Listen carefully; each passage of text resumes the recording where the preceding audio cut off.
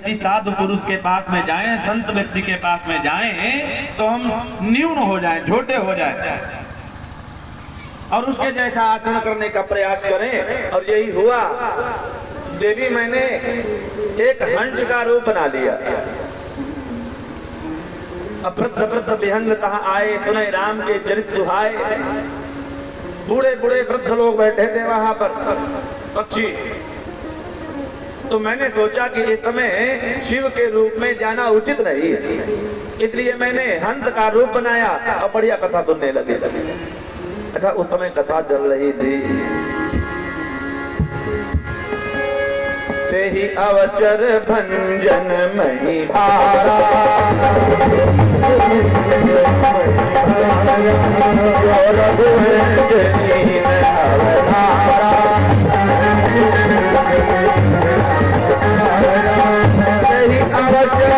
भंजन मही भारा,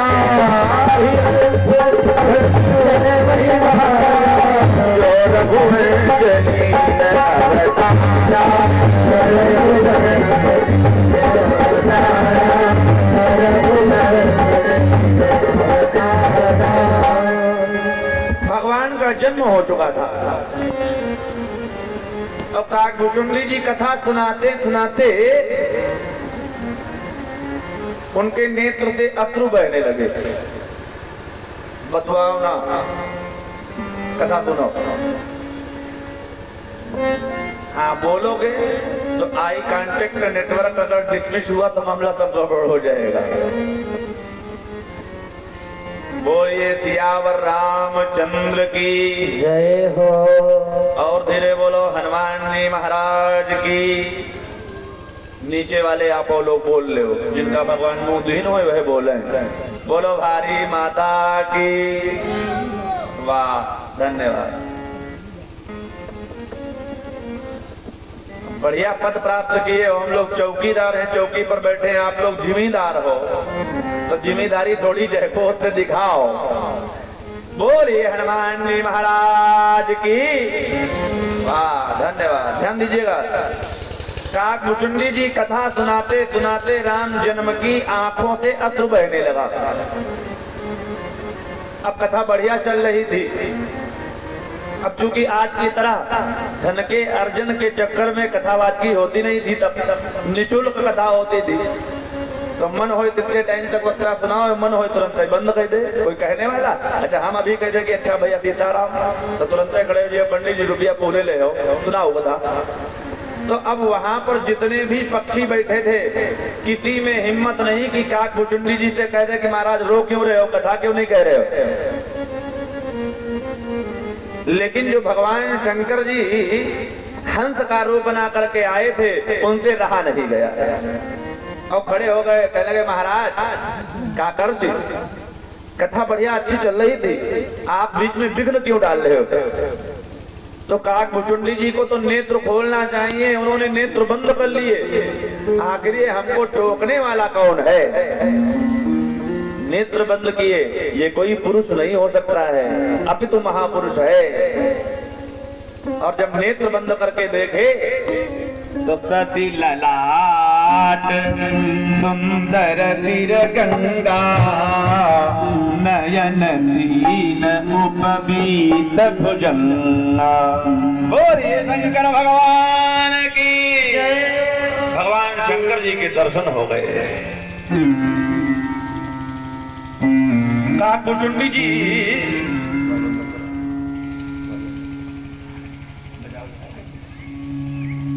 काकभुचुंडी जी तुरंत ही मंच पे उतरे।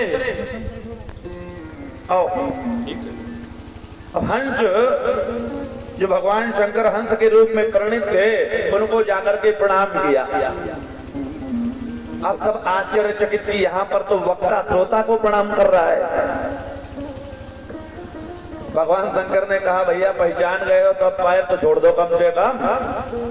बोले महाराज पैर कब तक नहीं छोड़ूंगा, ये पता नहीं कितने युग बीत गए हमको कथा सुनाते सुनाते।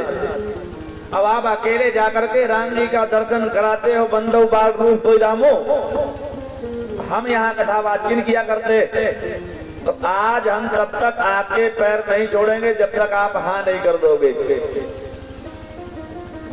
भगवान शंकर प्रकट हो गए।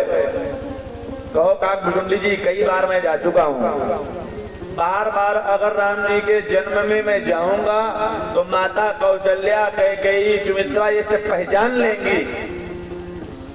और भगवान ने अपना रूप बदल करके मानव रूप धारण किया, इसलिए इस रूप में जाना उचित नहीं। काकभुजुंडी जी ने कहा, गुरु जी एक उपाय बताओ आपको, कि आप कभी ज्योतिषी बन करके गए, गणक बन के गए? बोले नहीं। बोले बस बात बन गई, आप ज्योतिषी बन जाओ, हम आपके चेला बन जाए और आपका पोथी पत्रा लेकर के अयोध्या की तरफ चलेंगे, आके आप दर्शन करा देना, हमको उपाय थे। दोनों लोगों ने रूप बदला। माता पार्वती जी को भगवान शंकर कथा सुनाते हुए कहते हैं, काकभुजुंडी संग हम दो मनुज रूप जाने को।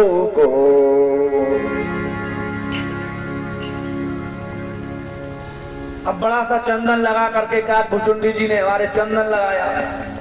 हम बूढ़े ब्राह्मण बन करके हनुमान गढ़ी के पास जाकर के बैठ गए। अब लोगों को एकत्र कर रहे हैं। काकभुजुंडी जी शिष्य का रूप बनाए हुए लोगों को आते हैं, आओ आओ दिखाएं आपको, हमारे गुरु जी भविष्य वक्ता बड़े सुंदर है, भूत वर्तमान तीनों कालों का ज्ञान देते हैं। आप तो पीछे क्या हुआ, क्या हो रहा है, आगे क्या होगा, अब सबकी लालसा। और का चिंता मत करिएगा, हमारे गुरुजी दिखाई में कुछ दक्षिणा नहीं लेते, निःशुल्क देख रहे, सबका हाथ दे करके बता रहे हैं। तब तक एक स्त्री आई तो काकभुजुंडी जी ने कहा, गुरुजी अरे हाथ की रेखा तो कीरों की पुस्तक पढ़ करके, लाल किताब पढ़ करके कोई भी बता सकता है। आप किसी का मस्तिष्क देख करके उसके भूत वर्तमान भविष्य का ज्ञान करो तो हम समझें आप परम विद्वान हो। भगवान शंकर जी समझ गए। बोले जो स्त्री आ रही है ना, इसके जो डलिया है सर पर, उसमें 4 माला और 4 ही पुष्प हैं इसके पास में। और यहाँ जिस नगरी में हम लोग बैठे हैं अयोध्या नगरी है, और अयोध्या में नगरी में एक राजा है चक्रवर्ती सम्राट महाराज दशरथ, जिनके चौथे पन में 4 पुत्र हुए, उनके दर्शन करने जा रही है। तो काकभुजुंडी जी ने कहा, महाराज जन्म हुए तो लगभग 1 महीना हो गया और ये दर्शन आज करने जा रही। तो बोले ये जा इसलिए आज रही है क्योंकि ये बड़ी चतुर है, भीड़ में जाओगे दर्शन नहीं आराम से हो पाएंगे। जैसे सावन के समय आप जाओ काशी, सोचो आराम से दर्शन हो जाएंगे, कतई नहीं होंगे। सावन के अलावा जाओ अन्य किसी माह में और दिन सोमवार न पड़े तो आपको आराम से दर्शन हो सकते हैं। तो ये चतुर सखी है।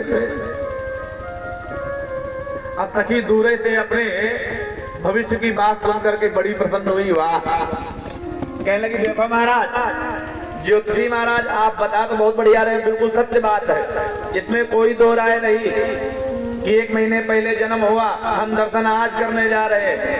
लेकिन सोचो हम इन पुष्पों का भी कुछ भाग आपको समर्पित कर दें तो ये संभव नहीं। काकभुजुंडी जी ने कहा देखो हमारे गुरु जी कुछ लेते देते नहीं, और अगर आप इनसे कुछ चाहो तो ये स्वयं उल्टा दे सकते हैं आपको। अब ये सखी शंकर जी को दूर से ही विद्वता के कारण प्रणाम करके कौशल्या मैया के भवन चली गई, राम जी का दर्शन किया। कौशल्या ने देखा ये सखी कुछ नवीन लग रही है, पहले कभी नहीं आई। अन्य सखियों ने कहा हो सकता है ये पहली बार आई हो।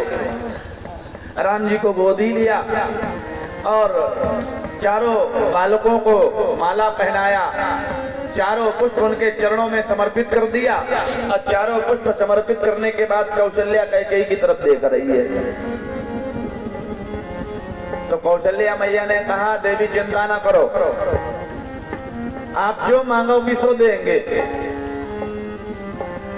वो कहने लगी हम मांगना ना कुछ नहीं चाहते हैं आपसे, एक बात बताना चाहते हैं। क्या बात बताना चाहती हो? बोली एक ब्राह्मण देवता आए हैं, बड़े अच्छे ज्योतिषी हैं, अवध में आदमी एक आयो, अवध में आदमी एक आयो,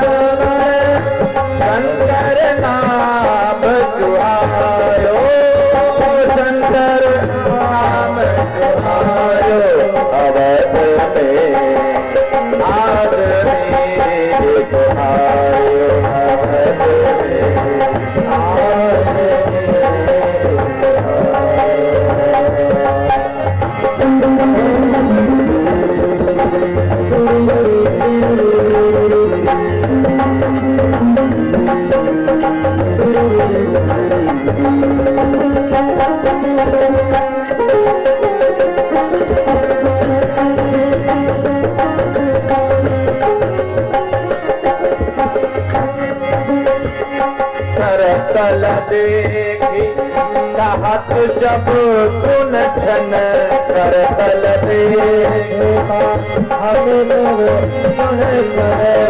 कर तल देखी चाहत जब कुन छन, कर तल देखी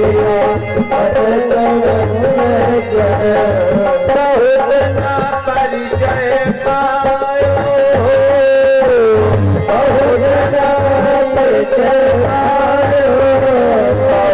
न परिचय पायो, अवध में आदमी एक आयो,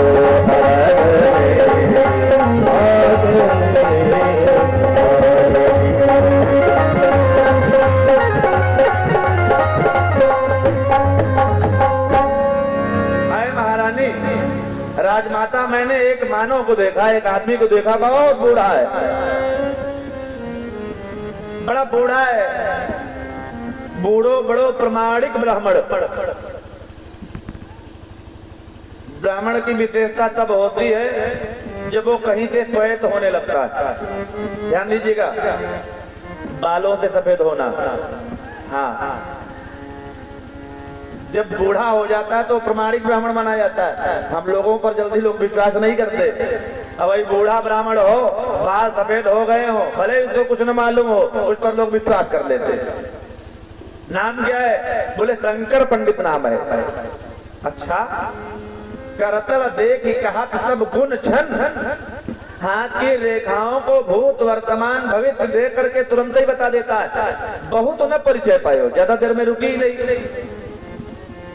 तो इन माताओं को अपने पुत्र का भविष्य कैसा होगा ये जानने के लिए किसी न किसी ज्योतिषी से मिलने की इच्छा रहती।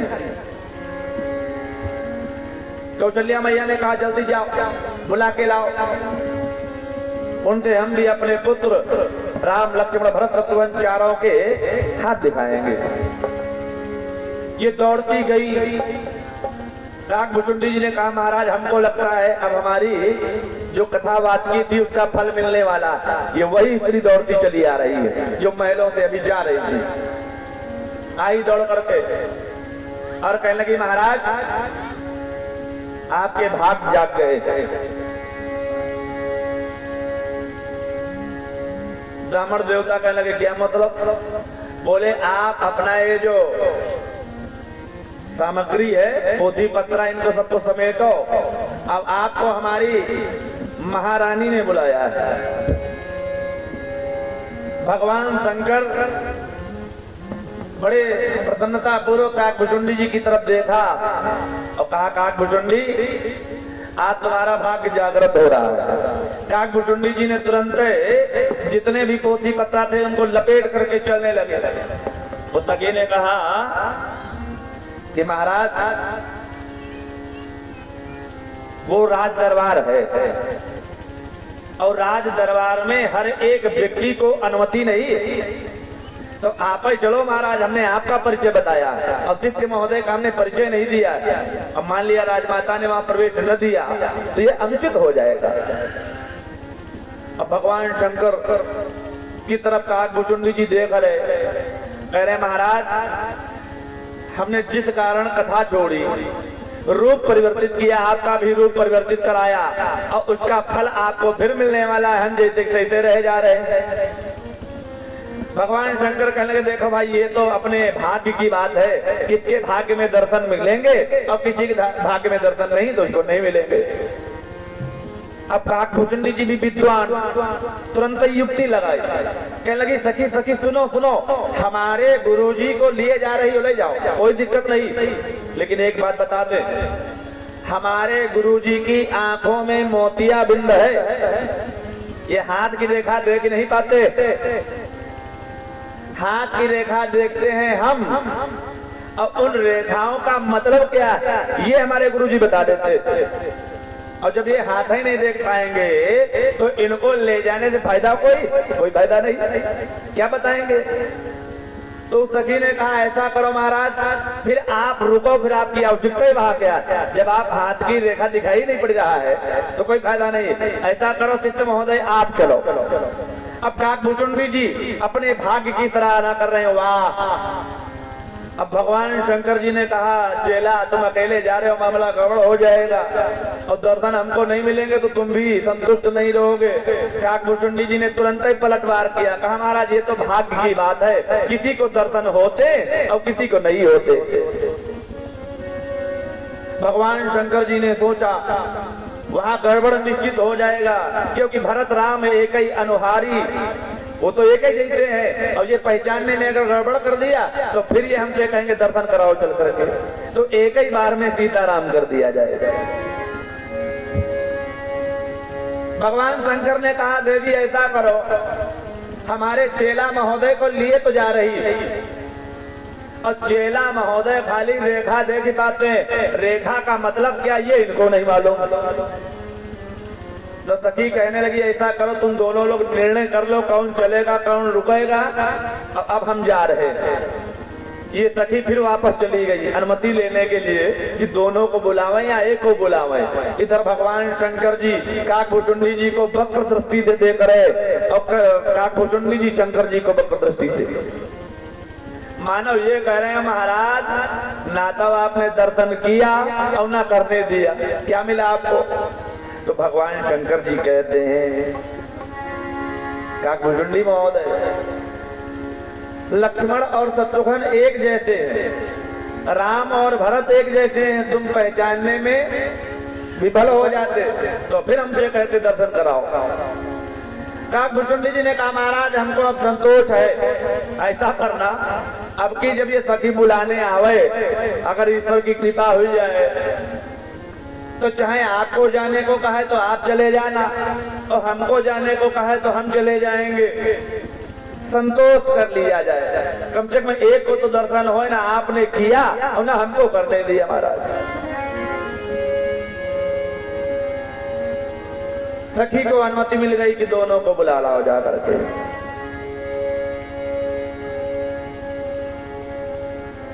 सखी दौड़ करके कौशल्या मैया के पास में गई और मैया जी एक समस्या है,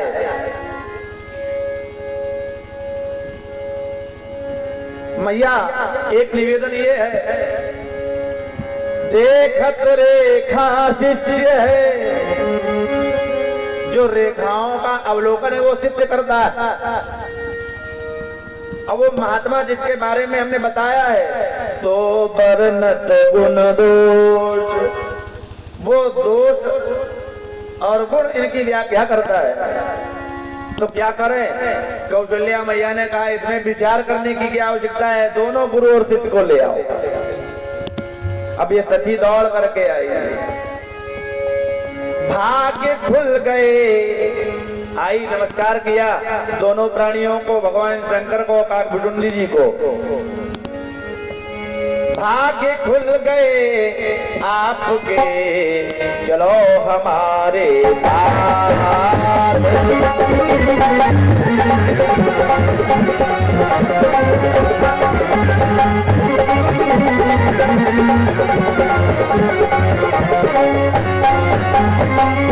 भाग्य खुल गए आपके, चलो हमारे साथ।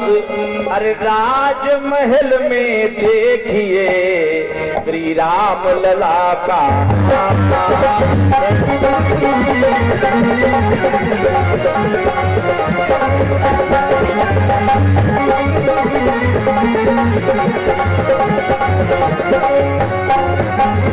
महाराज अब आपस में लड़ना बंद करो।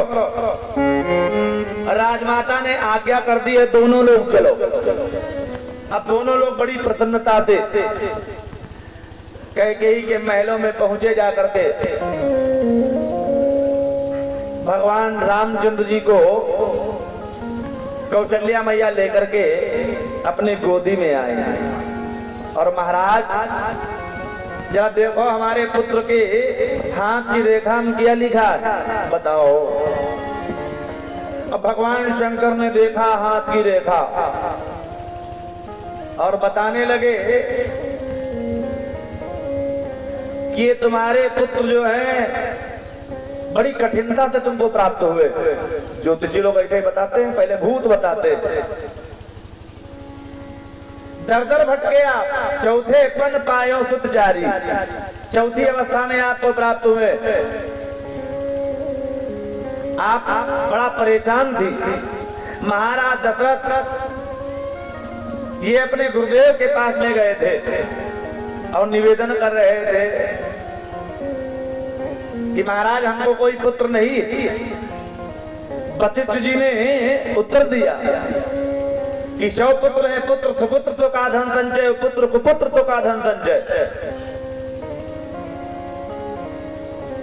पुत्र की अभिलाषा।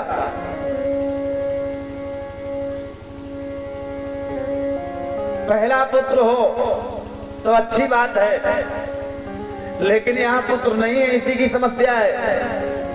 और तब वशिष्ठ जी ने इनको आशीर्वाद दिया कि 4 पुत्र आपको प्राप्त होंगे। कौशल्या मैया ने कहा वाह महाराज आप तो बड़े पहुंचे हुए हो। बोले अभी तुम्हारे पुत्र के दर्शन करने के लिए महीनों से लाइन लगी है, और जिस दिन इनका जन्म हुआ था उस दिन सूर्य ने अपनी गति स्थिर कर ली थी।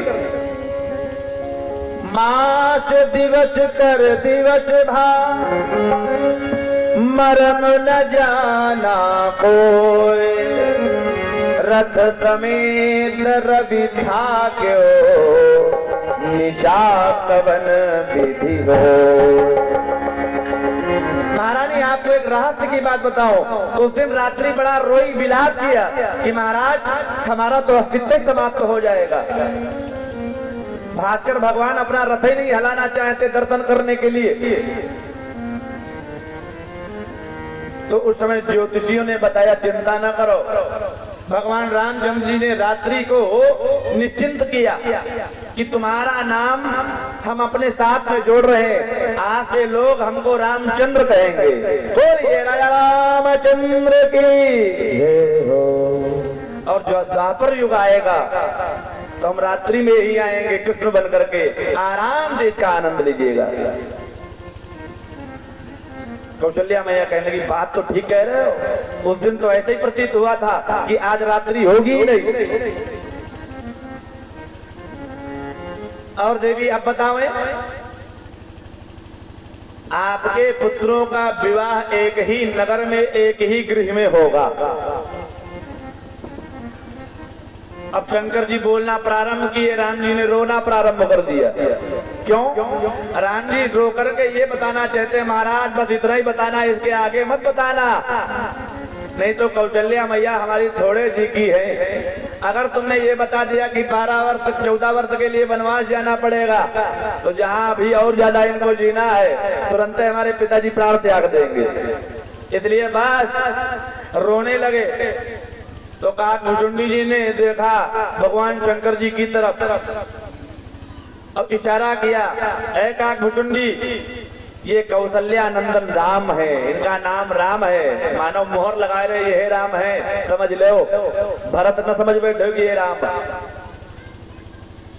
अब शंकर जी प्रणाम करना चाहते, भगवान शंकर ने प्रणाम करना चाहा। राम जी ने कहा भैया प्रणाम करोगे भेद खुल जाएगा, क्योंकि हमारी मैया ने हमसे कहा था चाहो तुम्हें समान सुत प्रभुतन कवन बुलाओ। और इस समय मानव रूप में आए और आपने अगर प्रणाम किया तो मैया को संदेह हो जाएगा कि ये तो देवता प्रकट हुए, भगवान प्रकट हुए। तो भगवान रामचंद्र जी ने कहा चलो सबके सम्मुख प्रणाम नहीं कर सकता हूं, लेकिन एक उपाय। भगवान शंकर ने अपनी जटा खोली और जटाएं भगवान राम जी के चरणों में लगा दिया। कहा भुजंडी जी से कहा ऐसे ही तुमको भी प्रणाम करना है। प्रणाम परिणाम बदल देता है। और मैंने निवेदन किया था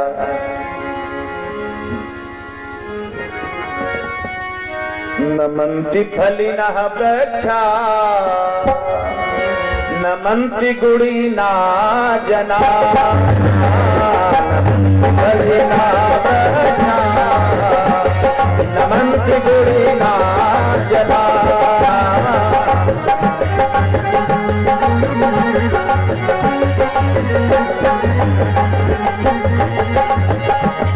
नमन्ति फलिनः वृक्षा नमन्ति गुणिना जना नमन्ति फलिनः वृक्षा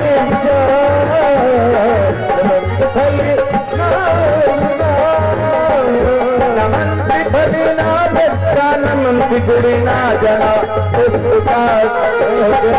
सुताशानि सुतानि मूर्ख च नानमन्ति कदाचन सुताशानि मूर्ख च नानमन्ति कदाचन।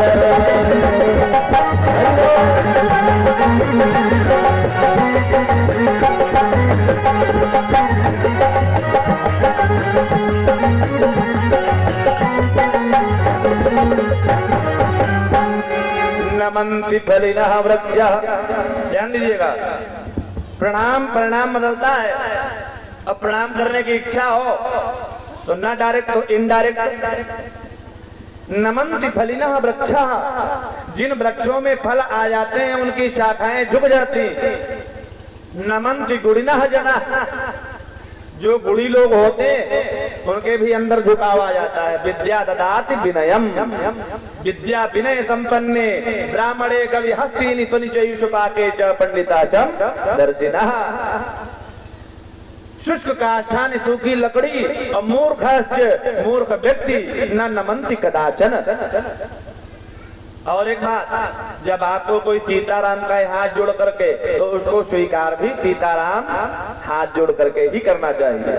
ये मत समझिएगा कि आप किसी को नमस्कार कर रहे हो, अभी तो आपके अंदर जो हृदयस्थ परमात्मा बैठा है आप उसको प्रणाम कर रहे हो और सामने वाले को प्रेरित कर रहे हो कि आपके अंदर भी वही ईशावास्यमिदं सर्वम, उसको आप भी प्रणाम करो।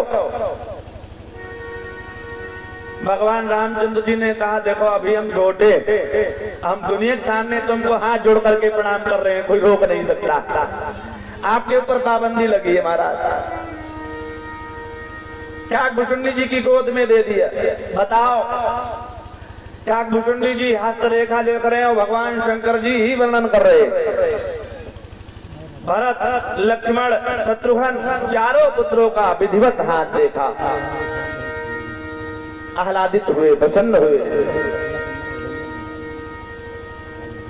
काकभूषुंडी जी कहते हैं प्रभु जो दीन तो मैं पावा, प्रभु जो दीन तो प्रभु जो दीन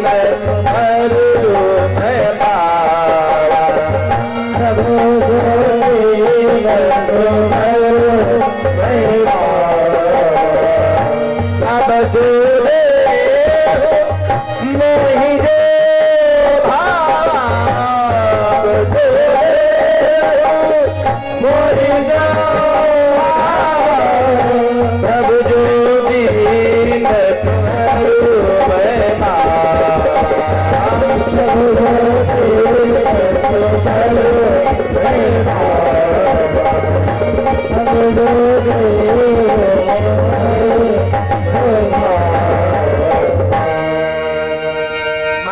चाहते हो?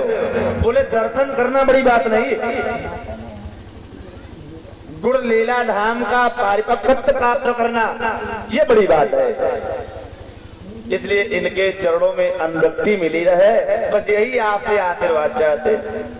और एक निवेदन कर दूं, झुकाव हो लेकिन झुकने वाला साक्ष्य हो तब।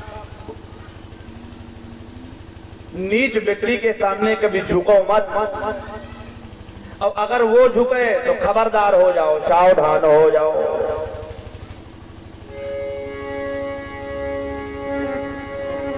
तुलसीदास जी लिखते हैं, नवनी नीच कय अति दुखदाई, नवनी नीच कय अति दुखदाई, नवनी नीच कय अति दुखदाई, धनो जिमी अंकुश धनो उरग बिलाए, नवनी नीच कय अति दुखदाई,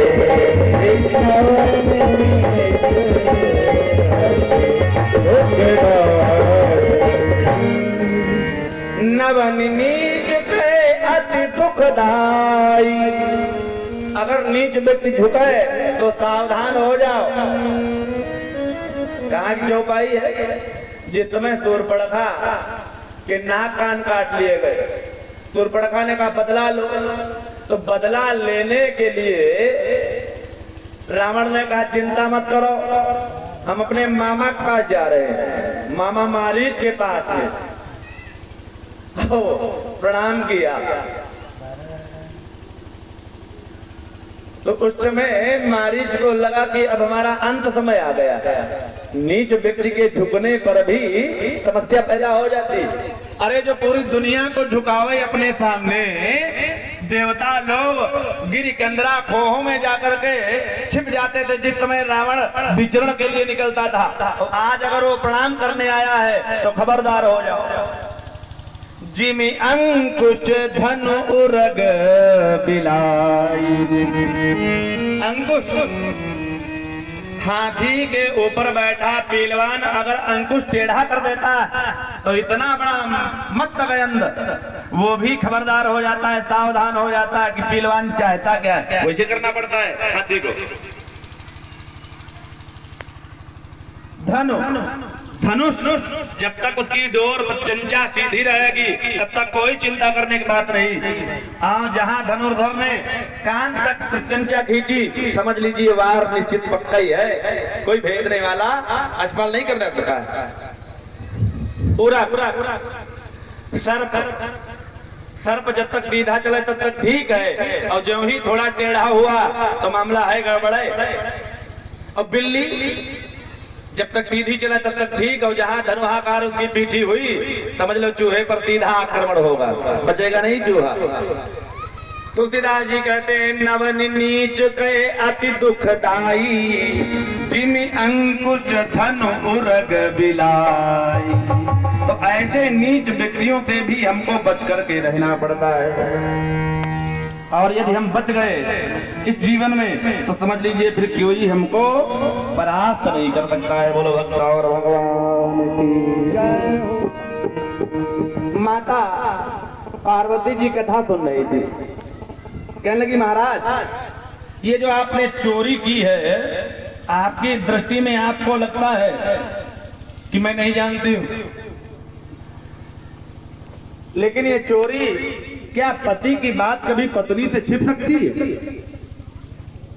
महाराज जो सखी गई थी ना, एक बार में आपकी बात नहीं उसने मानी, आपका प्रभाव आपकी हस्तरेखा का प्रभाव उस पर नहीं पड़ा, उसने मना कर दिया पुष्प का एक कण भी नहीं दूंगी। वापस आई, आप लोगों में निर्णय नहीं हो पाया, और तीसरी बार जब आई तो आप बड़ा प्रसन्न हुए। भगवान शंकर जी कहने लगे मतलब यही है कि वो सखी कोई और नहीं थी, जब आप रूप वर्णित करके भगवान रामचंद्र जी का दर्शन कर सकते हो तो क्या मैं दर्शन करने के लायक नहीं हूँ? वो सखी कोई और नहीं है महाराज, मैं भी साथ में ही थी। बोलो भक्त और भगवान की। और एक कहो निज तोरी और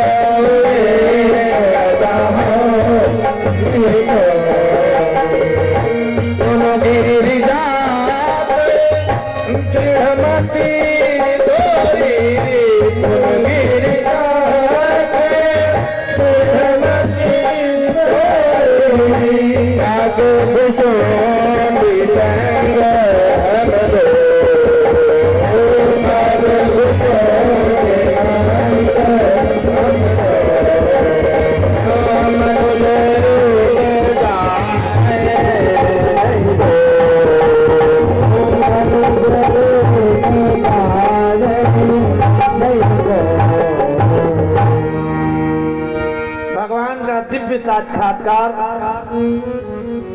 काकभुचुंडी जी को कराया और दर्शन कराने के बाद फिर वही आसन पर विराजमान हो गए काकभुचुंडी जी महाराज और भगवान शंकर हंस का रूप बना करके कथा पुनः श्रवण करने लगे।